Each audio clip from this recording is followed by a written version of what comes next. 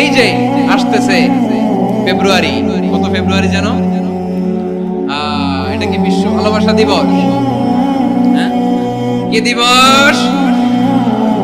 এই বিশ্ব ভালোবাসা দিবসের সাথে মুসলমানদের কোনো সম্পর্ক নাই। আমার প্রিয় ভাইরা, এই যে আপনি অবৈধ সম্পর্কে জড়ালেন, কেন আল্লাহ অশ্লীলতাকে হারাম করেছে দেখেন। বলতেছিলাম যে এটা আপনার নাসাল, আপনার জেনারেশন, আপনার লিনিয়েজ, আপনার বংশকে প্রিজার্ভ করা, কে কার বাবা, কে কার মা, বাবা মা জানা, প্রজন্মকে প্রিজার্ভ করা, এটা ইসলাম ওয়াজিব করে দিয়েছে। এই যে অবৈধ সম্পর্কের কারণে, বিশ্ব বেহায়া দিবসের কারণে, এগুলোর আউটকাম, আউটপুট হিসেবে মাঝে মাঝে এই ঢাকা মেডিকেলের ডাস্টবিনে নবজাতকের বাচ্চার কান্নার আওয়াজ শুনতে পাওয়া যায়। চট্টগ্রাম মেডিকেলের ডাস্টবিনে নবজাতকের কান্না শুনতে পাওয়া যায়।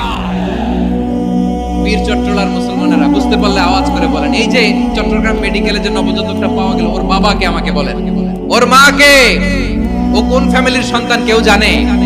আপনি হিউম্যান ডিগনিটিকে অপমান করেছেন না? আপনি তার ভবিষ্যৎকে অন্ধকার করেছেন না? আপনি তার লিনিয়েজকে প্রশ্নবিদ্ধ করে দিয়েছেন না? এই জন্য আল্লাহ তাআলা অশ্লীলতাকে আমাদের জন্য হারাম করে দিয়েছেন। সুবহানাল্লাহ।